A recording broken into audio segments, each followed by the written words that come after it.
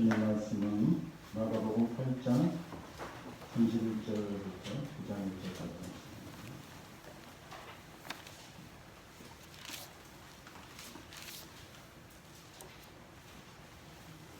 마가복음 8장 31절부터 9장 1절까지 말씀을 한 절씩 교독하시겠습니다.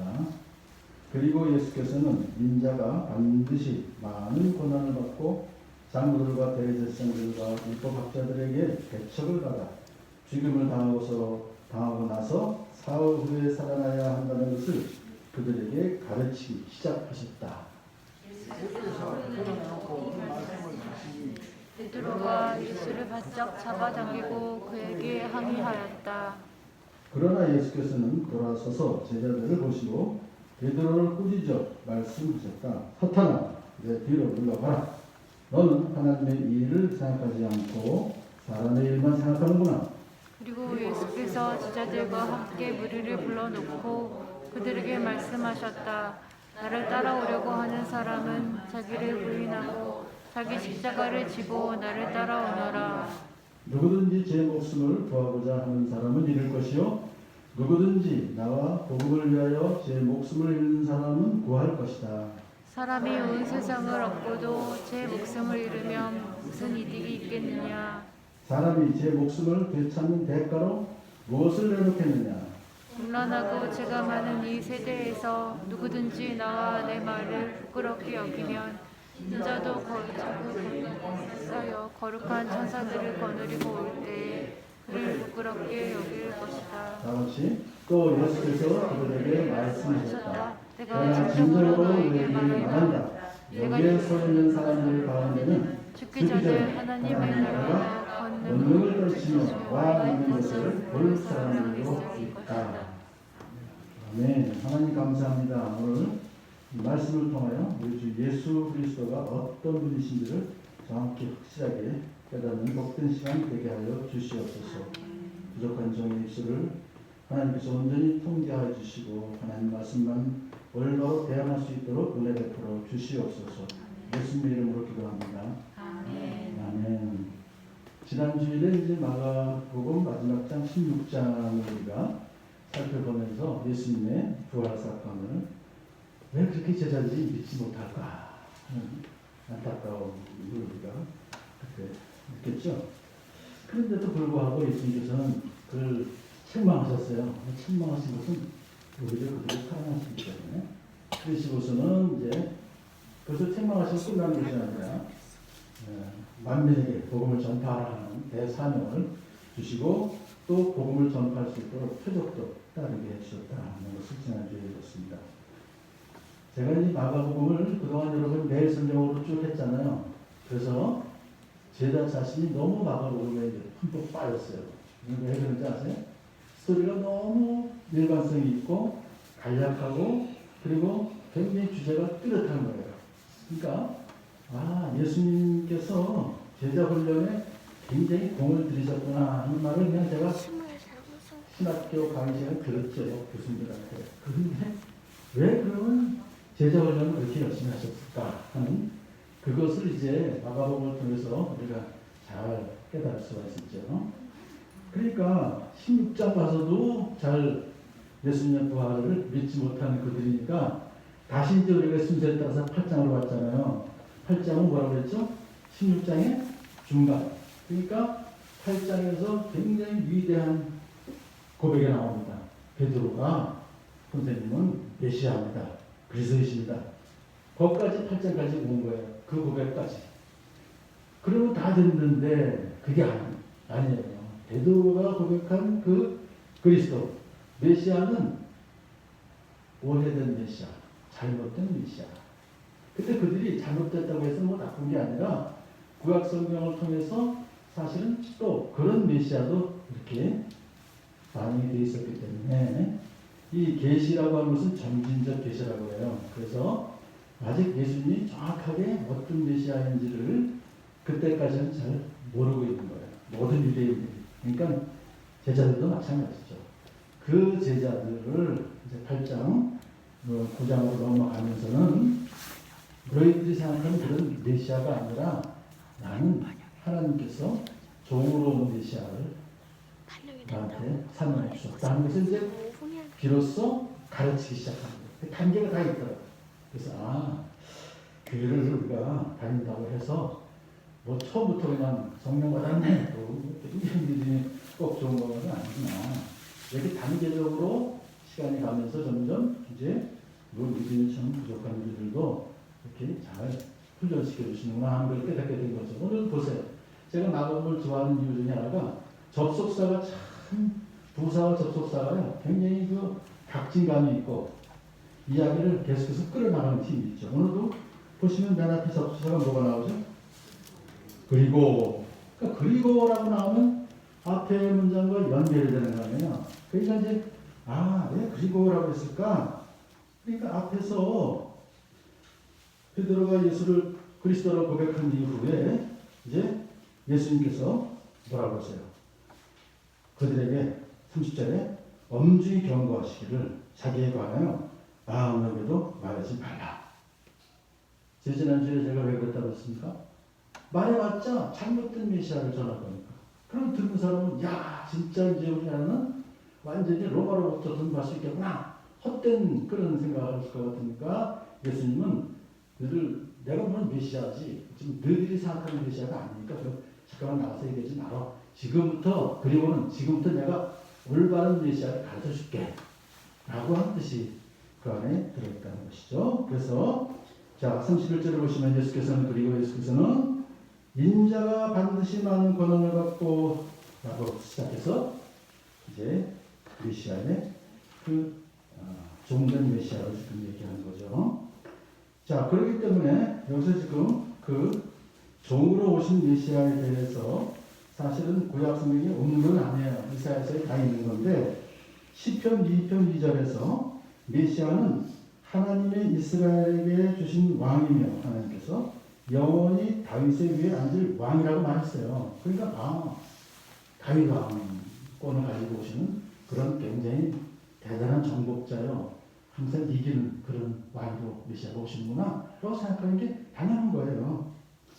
그렇지만 거기서 말하는 시편 2편 2절에서 말하는 그 정복자, 해방자는 이스라엘만 얘기하는 게 아니에요.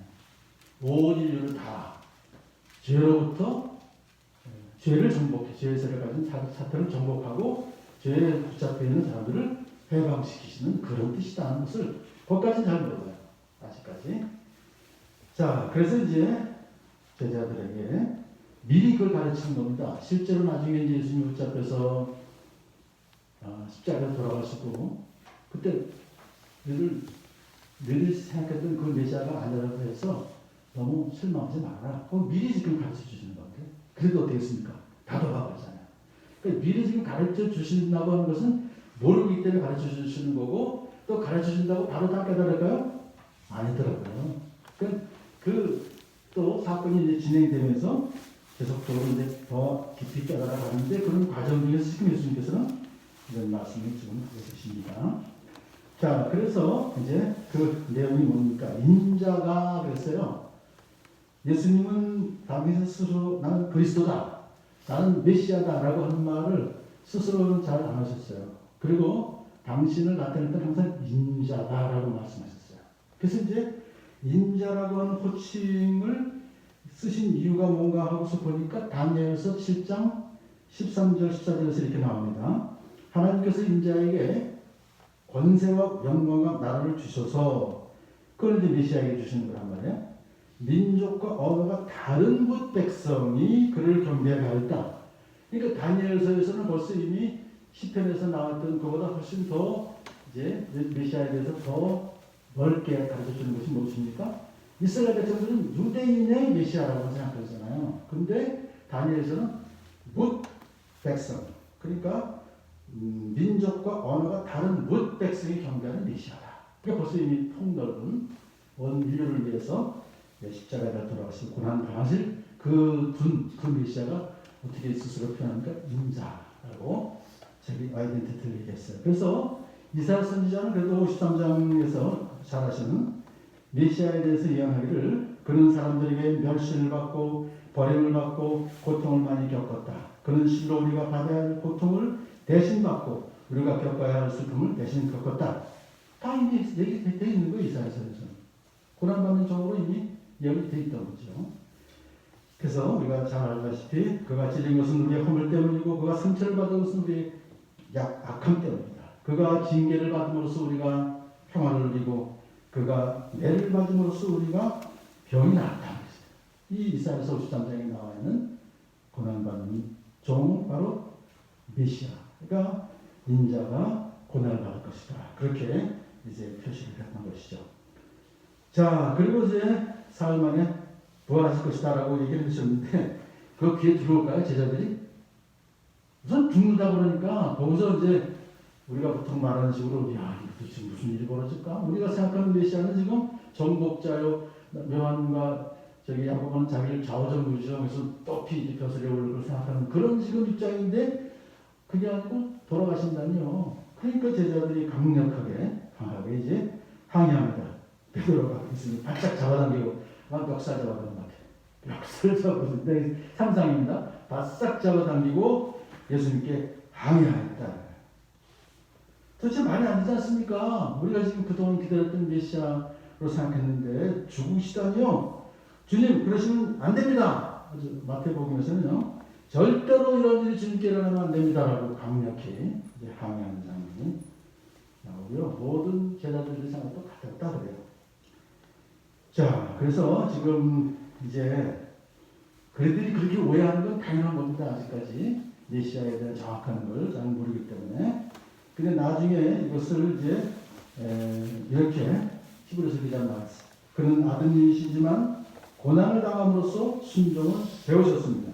그리고 완전하게 되신 후에 자기에게 순종하는 모든 사람에게 영원한 구원의 근원이 되시고 계세요. 예수님께서 그렇게 고난의 종으로 순종하신 것은 바로 우리들 나중에 예수님께 순종하는 모든 사람에게 영원한 구원의 근원이 되시기 위해서 오셨다. 그러니까 이제 예수님으로부터 우리에게 영원한 구원이 임하게 되는 그것을 주님께서 보여주시는 것입니다. 자, 베드로를 필두로 한 제자들이 절대로 안 된다라고 붙잡으니까 예수님께서 뭐라고 해요? 사탄아! 물러가라. 아니, 베드로가 금방 조금 전에는 선생님 그리스도이시다라고 참 고백해서 마태복음에서 참 잘했다고 칭찬까지 해주셨는데 갑자기 사탄아! 물러가라. 사탄은 어떤 일을 하나요? 사람으로 하여금, 우리들로 하여금 하나님의 일을 생각하지 않고 사람의 일만 생각하게 만드는 게 사탄이에요. 그러니까 사탄이 뭐 뿌리 이렇게 달려서 그냥 이렇게 오는 게 아니라 그 정체는 뭡니까? 겉으로는 아주 거룩한 천사같이 나타난다 할지라도 우리로 하여금 하나님의 일을 생각하지 않게 하고 사람의 일만 생각하게 만드는 그런 아주 간교한 그런 존재인 것입니다. 베드로가 지금 어때요? 예수님을 지켜주고 보호해 주려고 자기들은 그랬어요. 죽음 아닙니다. 우리가 싸우겠습니다. 이렇게 했을 거 아니에요. 마음을. 그런데 결국 그건 뭡니까? 사람의 일만 생각하는 거죠. 하나님의 일은 지금 예수님이 고난 당하시고 죽으셔야 되는 건데 그것은 뒤로 차치하고 자기들의 입장에서 볼 때 아, 예수님을 우리가 보호해야겠구나 라고 하는 생각을 했기 때문에 바로 그것이 사탄이 그에게 주신 생각이다 이렇게 말하는 겁니다. 그런데 이렇게 사탄하고 이제 베드로한테 책망을 하신 후에 또 그냥 가만히 계신 분이 아니에요. 친절하게 그 다음에 이제 왜 제가 이 말씀을 처음에 소개드리냐면 이어지는 거예요. 제자도가 왜 나왔느냐?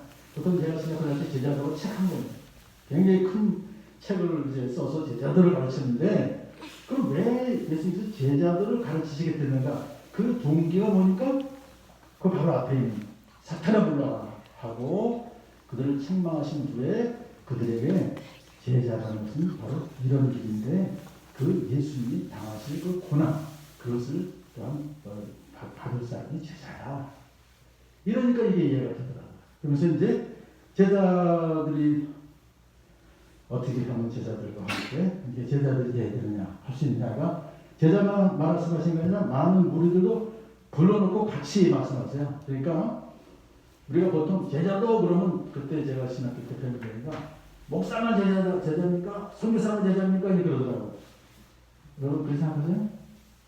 아직도 신앙이 좋은 사람은 12 제자 정도 되죠. 그래도 왜? 그 당시에 12 제자 말고도 다른 사람이 있었잖아요. 그 사람도 사도가 아니잖아요. 제자가. 그게 아니고 여기서 제자들과 함께 무리를 불러놨다는 것은 뭐냐면 예수를 믿는 모든 성도들은 다 제자예요. 자, 한번 따라서 하실까요? 나는 그리스도의 제자입니다. 나는 예수님의 제자입니다. 아멘. 이걸 지금 이제 확실하게 하시기 위해서 무리들까지 불러놓으시고 그들에게 이제 말씀하시기를 나를 따라오려고 하는 사람은 전제가 있다. 두 가지. 자기를 부인하고 자기 십자가를 지고 나를 따라오야 된다. 그렇게 이제 두 가지 전제를 지금 말씀하시면서 나를 따라오라 지금. 이 나를 따라오지 말라는 얘기가 아니에요. 나를 따라오라고 촉구하시는 건데 그렇지만 두 전제가 있다 하는 것을 말씀하시는데요. 그럼 자기를 부인한다는 것은 무슨 뜻일까요? 이 자기를 부인한다는 것이 자기가 완전히 없어지는 거냐? 그건 아니죠. 자기가 없어지면 어떻게 해요? 그러니까 여기서 자기를 부인한다는 것은 자기의 절제, 욕망을 절제하는 것만 가지고서도 안 돼요. 그 정도 갖고 되는 게 아니에요. 자기를 부인한다고 하는 것은 이제까지는 내 중심으로 삶을 살았었는데 지금부터는 예수님 중심으로 살겠습니다. 사역에서 보시면은 예수님 믿고 지금까지 마음의 왕좌에 내가 앉아 있었는데 예수님 믿고 나서 그 마음의 왕좌에 예수님을 앉혀놓고 예수님이 중심으로 살겠습니다. 라고 고백하는 거, 그것을 자기를 부인하는 것이다 하는 것이죠. 그래서 자기의 어떤 명예나 자기의 어떤 그 욕망 이런 것만이 아니라 모든 삶의 전역에서 예수님께 다 왕권을 위임하는 것이고 그것은 곧 성경 말씀, 예수님께서 하신 말씀과 성경 말씀에 순종하겠다. 그런 행동을 여기서 말하는 것입니다. 그리고 이제 자기 십자가를 진다. 여러분 십자가를 진다는 것은 무슨 뜻일까요? 결국 그 당시에 십자가를 진다는 것은요. 예수님도 그러시잖아요. 원래 십자가 지고 가셔야 되는데 누가 대신 지셨어요? 시몬. 그러니까 너무 힘이 약하시니까 못 지셨잖아요. 그러니까 사형 언도를 받고 이제 형장으로 가기까지 그 길에 십자가를 그 사형 언도 받은 사람이 메고 가는 거예요. 지고 가야 되는 거예요.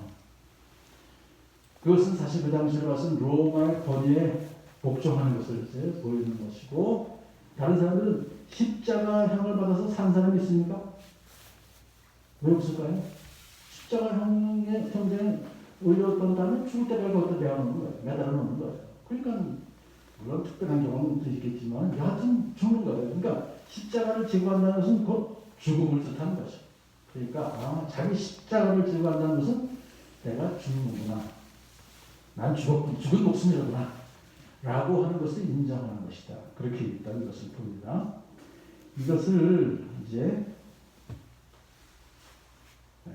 우리가 예수님께서 십자가를 지고 가는 것은 결국 제자들에게 십자가를 지고 사형장으로 끌려가서 죽을 각오까지도 하고 나를 따라온다 라고 하는 그런 이제 어떤 불이익이 닥친다 할지라도 사도 바울은 뭐라고 고백했습니까? 나는 날마다 죽노라 그랬잖아요. 날마다 죽노라. 사실은 자기를 부인하는 거하고 날마다 죽는 거하고는 같은 뜻이죠. 본전에 양는 것 같은 뜻입니다. 자, 그렇다고 하면 우리가 과연 자기 십자가를 진다는 것, 자기를 부인한다는 것이 과연 어떤 삶을 사는 것인가 하면서요. 제가 전제를 말씀드렸습니다. 누구나 다 선교사가 되어야 되고 누구나 다 목사가 되어야 되는 것은 아니죠. 또 비록 목사가 되고 선교사가 된다 할지라도 사실은 자기를 부인하지 않고 자기 십자가를 지지 않는 사람도 있어요. 그렇기 때문에 그런 어떤 자기가 직분 그게 문제가 되는 것이 아니라 진정으로 자기 십자가를 지고 자기를 부인하고 예수님을 따르는 사람들은 저는 그래서 적용을 한번 이렇게 해봤어요. 빌립보서 2장 3절에 자기보다 남을 낫게 여기고 우리가 살면서요 자기만이 잘났어. 남들은 제대로 났어. 그런 사람들이 너무 많죠. 예수 믿으면서도 그래요. 순간순간 나오는 그런 생각들이 많죠. 근데 각각 자기 십자가를 진다는 것은 결국 자기보다 남을 낫게 여긴다는 것이 대전제가 되어요. 빌립보에서. 근데 이런 것을 예수님께서는 말씀하셔도 헌금들 그래갖고 남에게 대접을 받고자 하는 대로 나는 대접하라. 먼저 대접하라. 대접받고 하는 대로. 근데 이런 삶이라는 것이 사실은요, 우리가 오늘도 십계명 같이 아무 생각 없고 내일 말하는 예수님께서 하신 말씀이 거기서 나오지만 하나님을 사랑한다고 하는 것과 이웃을 사랑한다는 것은 같은 뜻이에요. 하나님을 사랑한다고 하면서 이웃을 사랑하지 않으면 그건 하나님을 사랑하지 않는 것이다. 라는 것을 말씀하시는 거 아니에요? 그러면 이웃 사랑한다는 것은 뭡니까? 이웃을 인정하는 거죠. 우리가 지금 마스크를 왜 했을까요? 나를 보호하기 위해서? 물론 우리를 보호하는 것도 있지만 남을 배려하는, 혹시라도 다른 사람들에게 뭔가 나한테 불편함을 주지 않게 하기 위해서 마스크를 하고 있죠. 사회적 거리두기도 마찬가지고. 이제 이런 것들을 항상 우리의 그 관심은 다른 사람, 타인에 대한 그 배려와 또 나의 최소한의 그것이 필요하다. 성숙한 시민의식이라고 이제 얘기했습니다. 그래서 불편을 감수하는 것이 바로 우리가 지금 뭐 크게 지금 뭐 제자도 그래갖고 엄청나게 크게 생각할 것이 아니라 가장 가까이서부터 우리 한번 들어보죠. 저는 지금 5개월째 지금 방학이에요. 무슨 말씀이냐면 희한하게 12월부터 12월, 1월, 2월, 3월, 4월째 지금 4월에 가면 이제 다음은 5개월을 제가 저기 송주지가 이제 수민도 방학했다가 그런 중에 한 명 방학하고 내가 방학이니까 이래가지고 지금 거의 5개월 가까이를 지금 여러분은 이제 아까 기록이 1개월이라고 했지 않습니까? 사회적 거리두기 뭐 그런 게 저 지금 5개월째란 말이에요. 근데 그러면서 제가 이제 뭘 느낄 수 있냐 하면요, 아 주부들이 진짜 힘들구나. 와 이건 뭐 조금 더 틈을 내가 좀 약간 좀 쉬면 벌써 뭐가 펑나는 거예요. 수습해야 되고 맞죠? 근데 그런 것을 우리가 기쁘게 즐겁게 하는 거하고 신경들이면서 하는 거는 큰 차이가 있더라. 조금만 내가 신경이 나면 벌써 아이들은 그걸 큰 부담 감지해져요. 좀 힘들어요. 그래서 제가 기쁜 마음으로 섬긴다는 것도 이게 사실은요, 자기 부인하고 자기 십자가 지는 거예요. 그런 것들 하면서 제가 뭘 느끼느냐, 정말 가장 전업주부들은 힘들구나. 근데 요즘 여러분 어떻습니까? 전업주부만 합니까? 워킹맘까지 같이 하잖아요. 그러니까 몇 배 더 힘들겠구나 하고 제가 이제 느낄 수가 있어요. 그런 것들을 우리가 살면서 자꾸만 이제 우리의 삶 가운데서 과연 나는 어떻게 살아야 될 것인가, 예수님처럼 산다는 것이 과연 무엇인가. 직장 생활하면서 우리가 직장이 바로 나에게 수입을 주는 수입원이다. 물론 맞죠. 하지만 직장의 주인이 과연 어떤 자들인가. 그렇게 생각하면서 나에게 맡겨진 이 사명, 이 어떤 해야 될 책임, 이것을 다하는 것이 직장을 위하는 일이고 그것이 나중에 사회와 국가를 위하는 일이다. 지금 코로나 때문에 고생하시는 그 수많은 분들은 정말 그분들이야말로 자기를 부인하고 자기 십자가를 지고 계신 거예요. 그런 걸 우리가 인정해 드리는 것, 그리고 그분들 정말 마음속에서 감사하는 이런 것이 필요하다. 지금 사업하시는 분들 너무 힘들잖아요. 근데 프랑스의 그 선교사들은 빵을 만들 때 자기 이익보다는 소비자의 그 이익을 위해서 빵을 만들겠다. 그 빵이 지금까지 팔릴 때 그만큼 예를 들어서 사업가의 기본 정신, 홀리이죠. 부르심에 대한 응답으로 자기에게 맡겨진 이 너무나 귀중한 이 직분을 잘 감당하는 것이 바로 자기 십자가를 지는 것이다. 그런 것을 한번 이렇게 우리가 예수님 따라간다는 것이 그렇게 할 때 나중에 저 사람 누구냐? 보니까 믿는 사람이고 정말 그가 믿는 그리스도가 그에게 가르쳐주신 것이 과연 정말 귀한 것이라고 하면서 예수 그리스도의 향기를 맡고 그들이 주님께로 오는 그러한 것이 아닌가 생각합니다. 그래서 이제 자기 십자가를 부인하고 자기 십자가를 지고 나를 따라오너라 하고서 이제 그 이유가 무엇인지를 지금 그 다음 35절에서 말합니다. 자, 35절 한번 같이 읽겠습니다. 왜 그럼 우리는 자기를 부인하고 자기 십자가를 지고 주님을 따라야 되는지. 시작. 누구든지 제 목숨을 구하고자 하는 사람은 잃을 것이요 누구든지 나와 복음을 위하여 제 목숨을 잃는 사람은 구할 것이다. 아멘. 그 앞에요. 뭐를 보게 되면 God가 있어요. 헬라어로 because 왜냐하면 그렇게 나옵니다. 35절에 나를 따라오라 왜냐하면 누구든지 제 목숨을 구하고자 하는 사람은 잃을 것이요. 여기서 제 목숨이라는 것은요 똑같이 뒤에 제 목숨을 잃을 사람을 구할 것이다 라고 되어 있지만 뭐 의미가 다르죠. 앞에 있는 목숨은 생명, 그러니까 세상에 우리가 있는 그 삶, 목숨, 사람은 지금은 100세가 넘게 해서 사신 분이 많이 계시니까 100세가 되면 죽잖아요. 그 목숨이 그게 여기서 말하는 목숨이에요. 그래서 그런 목숨을 구하고자 하는 사람은 목숨을 위해서 사는 사람은 결국에는 그 목숨 잃을 것이라는 것은 그 목숨이 아니라 편히 다 죽으니까 누구든지 여기서 말하는 사람 잃을 것이라고 하는 것은 결국 영원한 생명을 잃을 것이요. 누구든지 나와 복음을 위하여 제 목숨을 잃는 사람 바로 이것은 이것도 마찬가지네요. 그죠? 자기 목숨을 잃는 사람은 영원한 생명을 구할 것이다 하는 뜻입니다. 뒤도 역시 자기 목숨을 잃는 사람. 그러니까 여기서 지금 이제 말하고자 하는 것은 결국 뭐냐면 자기를 부인하고 자기 십자가를 지고 나를 따라오는 사람이야말로 자기의 목숨을 잃는 것이지만 결국은 그것이 영원한 생명을 얻을 것이다 라고 하는 뜻이 있고요. 그러면서 이제 36절에서는 그걸 다시 한번 강조합니다. 일반적인 격언입니다. 36절 사람이 온 세상을 얻고도 제 목숨을 잃으면 무슨 이득이 되겠느냐. 이게 무슨 말이죠? 재벌이 돼봐야 결국은 예수님 믿지 않고 어떤 병이나 나이가 들어서 죽으면 무슨 이득이 되겠느냐. 이득이 없다. 왜? 갈 때 아무것도 가져갈 게 없으니까. 권력도 마찬가지고요. 그런 세상의 어떤 권력이나 어떤 경제력 이런 것을 얻더라도 결국 자기의 육체적 생명을 잃으면은 아무 이득이 없는 것다 하는 것을 여기서 지금 말하고 있습니다. 사람이 제 목숨을 되찾는 대가로 무엇을 내놓겠느냐? 여기서 자기 목숨과 맞받고 있는 것이 무엇이 있겠느냐? 이런 내용입니다. 그러니까 마찬가지로 돈 가지고서 자기 목숨을 되찾을 수 있습니까? 없다는 거예요. 권력 가지고 찾을 수 있습니까? 없다는 것이죠. 없다는 거잖아요. 답이. 이렇게 바바법으로 물어보신 것은 뭐냐면 자신의 목숨과 바꿀 수 있는 것은 어떤 것도 없다라고 하는 것을 일반적으로 다 말하고 있지 않냐 이거죠. 자, 그런데 여기서 또 역설이 나옵니다.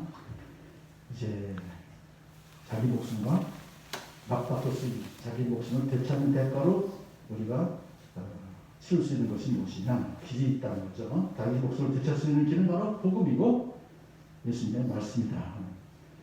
이제 이런 것을 이제 결단하라고 촉구하시면서 나를 따라오라고 촉구하시는 말씀을 하시면서 이제 38절에서는 아주 강한 경고를 하십니다.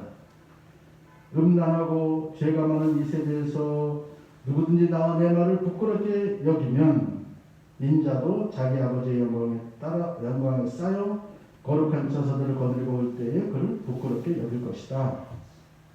이게 무슨 말이죠? 결국은 이 세대는 음란하고 죄가 많은 세대다 이렇게 전제를 하죠.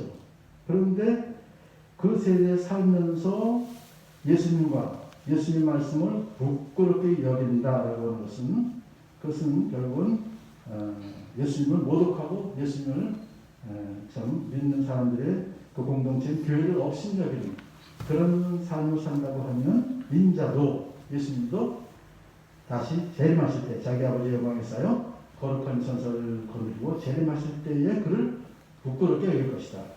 인정하지 않을 것이다. 그는 결국 영원한 생명을 얻지 못할 것이다. 라고 경고하시는 것입니다. 그렇지만 반대로 음란하고 죄 많은 세대에서 예수님과 예수님의 말씀을 부끄럽게 여기지 않는 사람은 인정할 것이다. 라는 것을 인정해 줄 것이다. 언제? 예수님께서 다시 오실 때 인정해 주실 것이다. 그러면서 이제 마지막으로 9장 1절에서 이어지는 것입니다. 9장 1절이 따로 떨어진 것이 아니라 한번 같이 읽겠습니다. 또 예수께서 그들에게 말씀하셨다. 내가 진정으로 너희에게 말한다. 여기에 서 있는 사람들 가운데는 죽기 전에 하나님의 나라가 권능을 떨치며 와 있는 것을 볼 사람들도 있다. 아멘. 이게 결국 누구예요? 앞에서 말한 자기를 부인하고 자기 십자가를 지고 예수님을 따른 사람들은 죽기 전에 하나님 나라가 권능을 떨치는 와 있는 것을 볼 사람도 있다. 누가 봤을까요? 변호사님에서 베드로가 야곱과 요한 봤어요. 있다. 그리고 또 많은 그 예수님의 부활하신 모습을 본 막달라 마리아라든가 그런 사람들 봤죠. 오래 경험들을 봤고, 그리고 또한 지금 저와 여러분이 교회 안에서 복음을 지금 온전히 붙잡고 또 복음을 전파하며 살아가는 이 모두가 바로 이러한 권능을, 이러한 놀라운 하나님의 크신 역사하심을 보면서 우리가 지금도 살아가고 있고, 앞으로 예수님 다시 오실 때는 완전한 모습으로 그것을 우리가 보게 될 줄 믿습니다. 하나님 감사합니다. 오늘도 예수님께서 참 저희들에게 주신 이 말씀을 온전히 붙잡고 자기를 부인하고 자기 십자가를 지고 예수님을 따르는 삶이 얼마나 영광된 삶인지를 다시 한번 깨닫는 똑똑한 시간 되게 하여 주시옵소서. 예수님 이름으로 기도드립니다. 아멘. 461장 하나씩.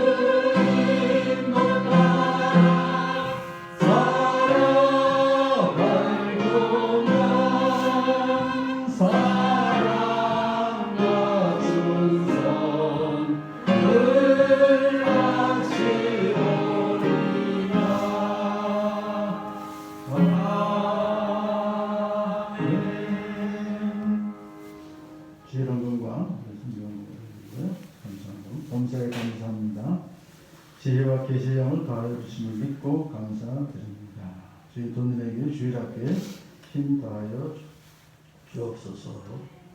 하나님 아버지 감사합니다. 오늘도 이렇게 하나님 전에 모여서 예배 드릴 수 있는 기회, 또 가정에서 가장 예배 드릴 수 있는 복된 모든 것을 허락해 주시니 감사를 드립니다.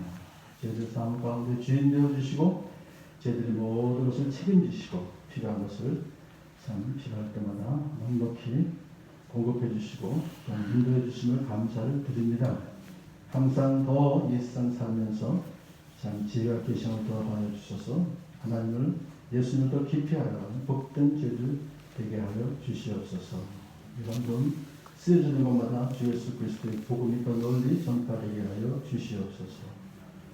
북한 땅에 있는 우리의 참으로 귀한 형제 자매들을 붙잡아 주시옵시고 또한 코로나로 지금 많은 고통 가운데 있는 온 지구촌에 있는 우리의 인류를 불쌍히 하여 주시옵시고 또한 그것을 위해서 막기 위해서 또한 고치기 위해서 수고하는 모든 우리의 의료진들과 방역팀들을 붙잡아 주시고 이 세상에서 그 외에도 수많은 고통 가운데 있는 우리의 이웃들을 참 돌아봐 주시옵기를 간절히 소원합니다. 주여 저희들이 미래를 담아 주님의 뜻에 순종을 살아갈 예수님의 제자로서 참 복된 삶을 살아가는 저희들 되게 도와 주시옵소서. 예수님의 이름으로 기도드립니다. 아멘.